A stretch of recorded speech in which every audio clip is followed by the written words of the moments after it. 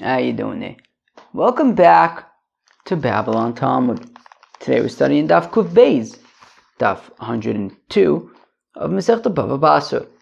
Friends, we're continuing to discuss crypts, catacombs, crypts, kuchs. That's what we're discussing. So we saw yesterday machloikes between the Rabbanon and Reb Shimon about the size of the crypt. Is the crypt 4 amas by 6 amas, like the rabbis say, or is it 6 amas by 8 amas, like Reb Shimon? It says the Gemara Tanan, we're on Daf Kuf Aleph Mud Beis, 3 lines from the bottom of the Daf. Tanan, awesome, we learned in Oyhalois. Hamotze meiz mushkiv kedarkoi. Notlov est fusaso. So this came up apparently in Masechta Nazir. Who remembers Masechta Nazir? Be honest. Daf Samach Dal. There's even 64 pages in Nazir. Nazir was like a blur because Nazir is like a blur. Nazir, I basically just learned it with the art scroll the whole time because I didn't understand which parish to use. I just used the art scroll for the whole Nazir. Yeah, I don't really remember much. I'll go upon him. So Tananosim we learn over there in Oyhalois. So if you find just a random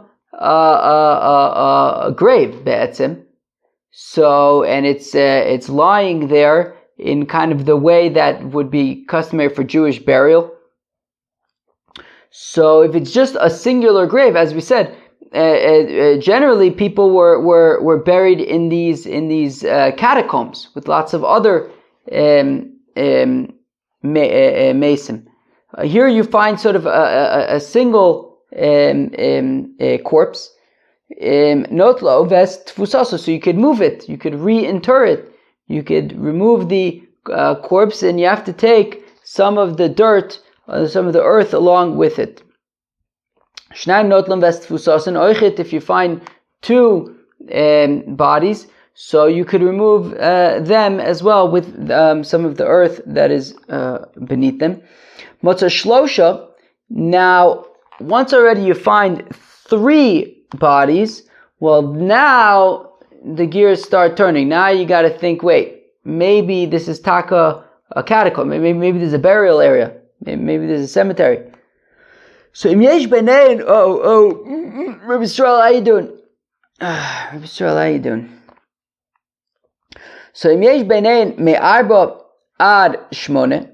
So if the 3 corpses are in a area that is between, right, there are 3 corpses spread out in an area between 4 and 8 amas. Well, you have stumbled upon a burying ground, right? A place where people are buried. And now you have to check if there are other bodies around there, right? So it's an official burial place, and you can't just reinter the bodies. You have to, right? They're buried permanently, properly. So you leave them there, and you have to check.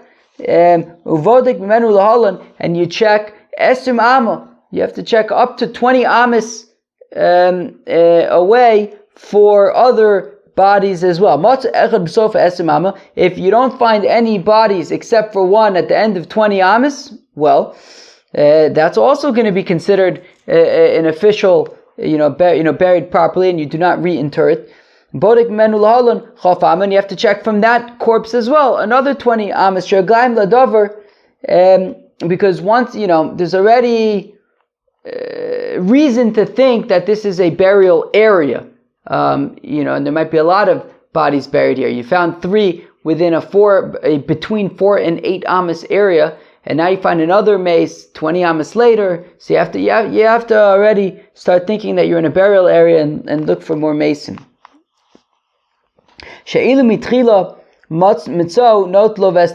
what's interesting is that if initially you would have found just one solitary corpse, So we would assume that it was right. You can assume that it's a temporary burial, just a solitary corpse, and you'd be able to reinter it.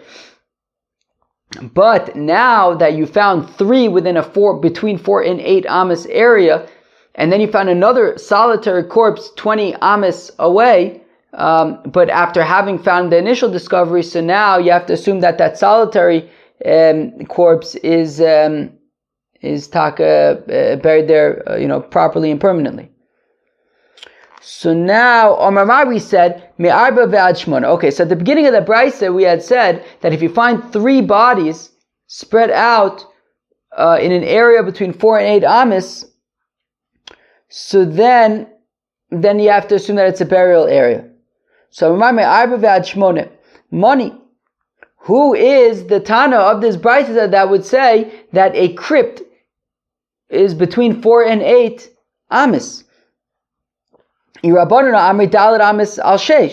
it's the rabbis, well, they said they said that the crypt is 4 by 6. So where do we get 8 from? And if it's Reb Shimon, it's 6 by 8. Where do we get 4 from? Ho ho ho ho ho. The Olam Reb Shimon. So it is Reb Shimon. It's Reb Shimon. It's Reb Shimon. V'hai Tanu Detanya, and it's the following teacher of Brises.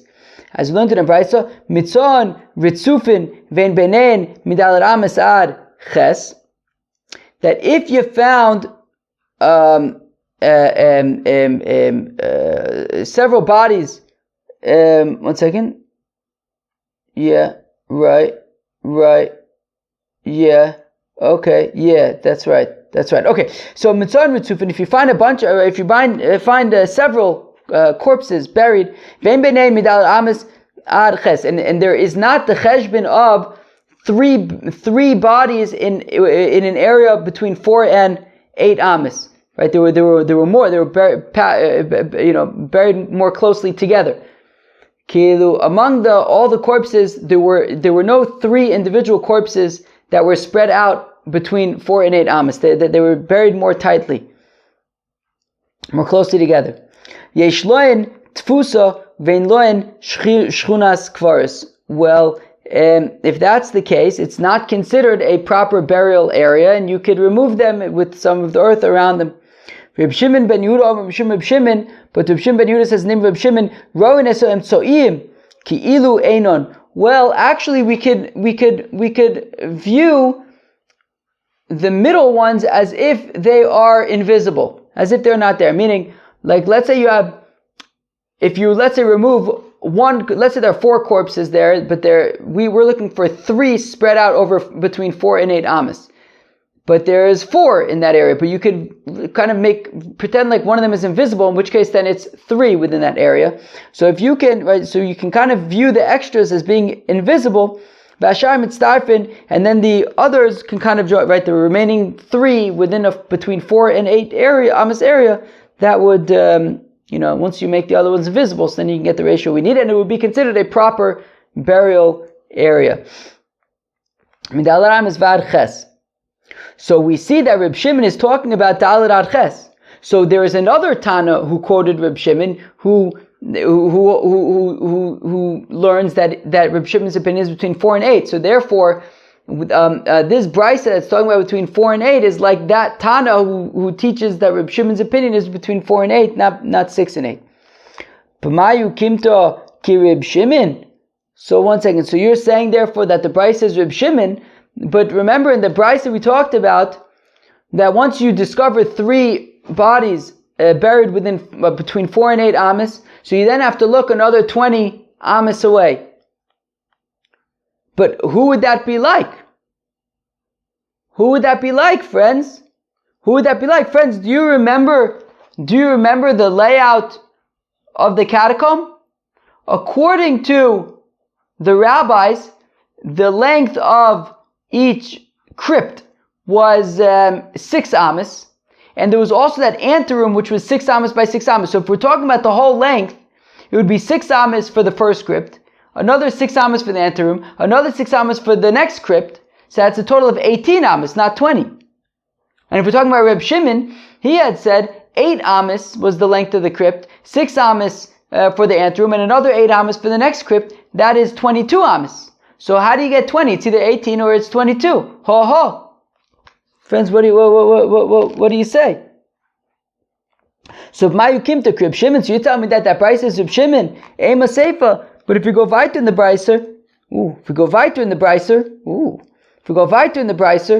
so then Bodek Emenu Lahalan Esumama money. When it says that once you find these 3 bodies in an area between 4 and 8 amas, you then need to count another 20. You have to look for other bodies within 20 amas. But who's like Reb Shimon? Esem V'tartanav. And if we're saying it's Reb Shimon says that each crypt has a length of 8 amas, which is total of 8 times 2 is 16, plus the 6 amas for the anteroom is another 6. That's 22. Right? Esem V'tartanav. If we're talking about the rabbis, they said that each crypt was 6, with the anteroom in between another 6. You have 6 is 18. Excuse me, I gotta rub my nose. So, where am I? So according to the rabbis, it's 18. How do we get 20? Really, it is the rabbis. We have to do a shtickle Pythagorean theorem, Gemara's version of Pythagorean theorem. That he checked on a diagonal. So if you have, this is a little bit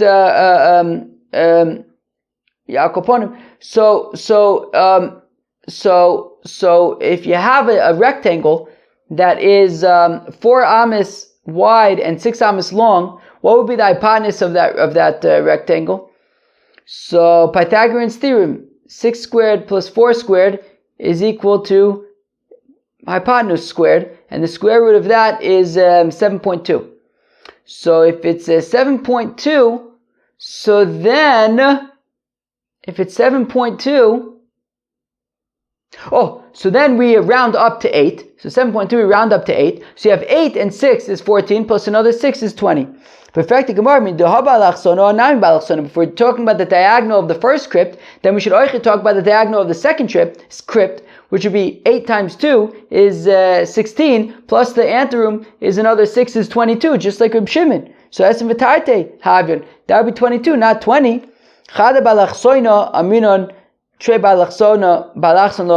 No, we're only talking about one diagonal. The first crypt we're talking about where you find those bodies and we check on a diagonal to see if there are more, but the anteroom in the second crypt we only look lengthwise, not diagonally wise. Rav Shisha Bar Davidi Amar says, Rav Shisha Bar Davidi La'olam Reb Shimon he. No, really it's the opinion of Reb Shimon. Okay, but we said 8 and 6 and 8 is 22. We're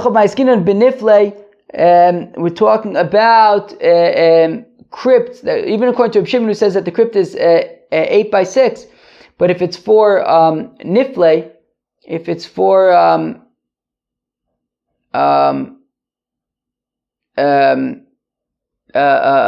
babies that died very young within the first 30 days, so they would be smaller crypts. Right, so therefore it was only 6 amas. So you have 6 and 6 is 12, and another 8 is 20. But if the first one is for nifle, and therefore it's 6, then the second one should also be for nifle, and should also be 6, and should be 18. Right? So it should be 18, 6, 6, and 6. We only say that one of them was for nifle, not both of them. So you have 6, 6, and 8. So now,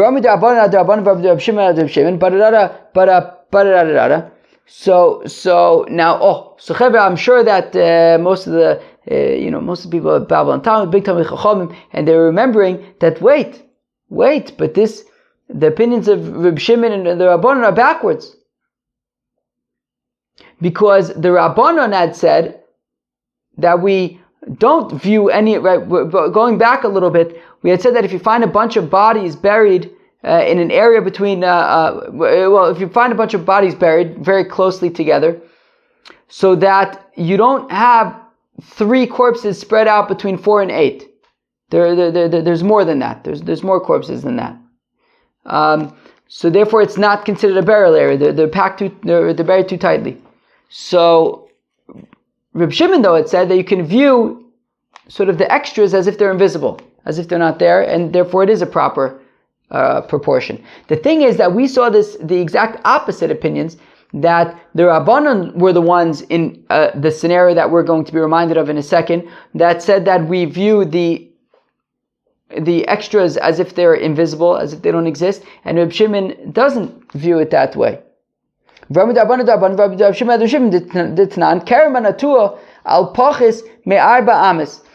that if you have rows of a vineyard, so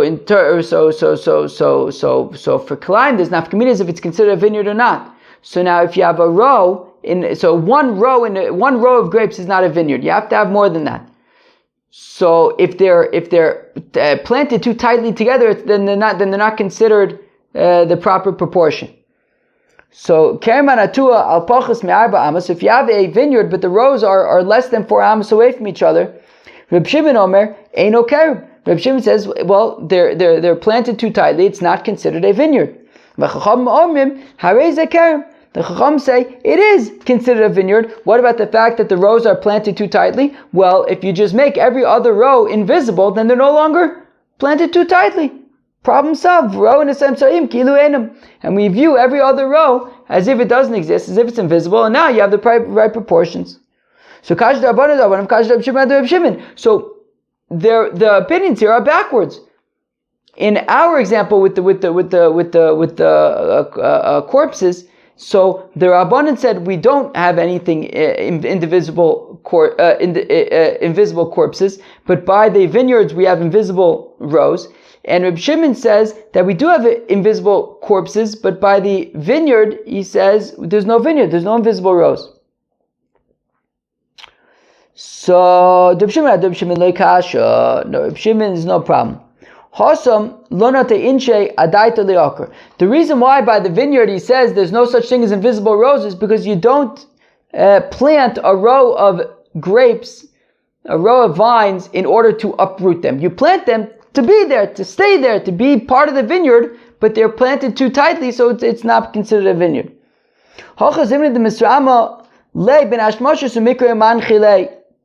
However, that's not necessarily the case by these corpses, right? Maybe it was mamash right before Shabbos, and he was in a rush, so therefore he quickly buried the body in order to reinter it later on, and it was buried too close to the others, but it was temporary. So therefore we can view it as though it doesn't exist, because there's a potential that it's temporary. And also the rabbis is no problem. Over here by the corpses, they say we don't view them as if they are invisible. That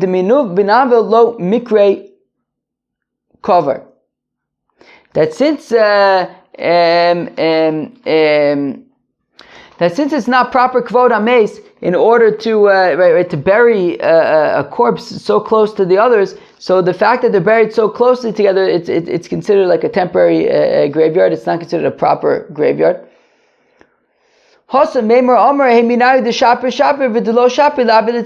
the vineyard that he planted too closely, he could say, look, the vines that are good. The other ones I'll use for firewood. So if we could view them as if they don't, every other one as if they're invisible.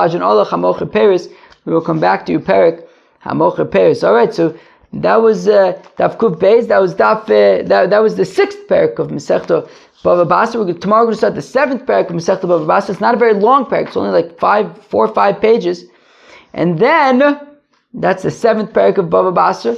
Then we get to the 8th Perik. We still have quite a ways to go. Once we get to the 8th Perik, the last 3 Parakim are very long. But we're already we'll be up to the 8th parak. Then we get to some serious prakim. Yesh nechalin, misha meiz, get poshit. We're gonna, I'll kaponim. I'll see you tomorrow. Peace out.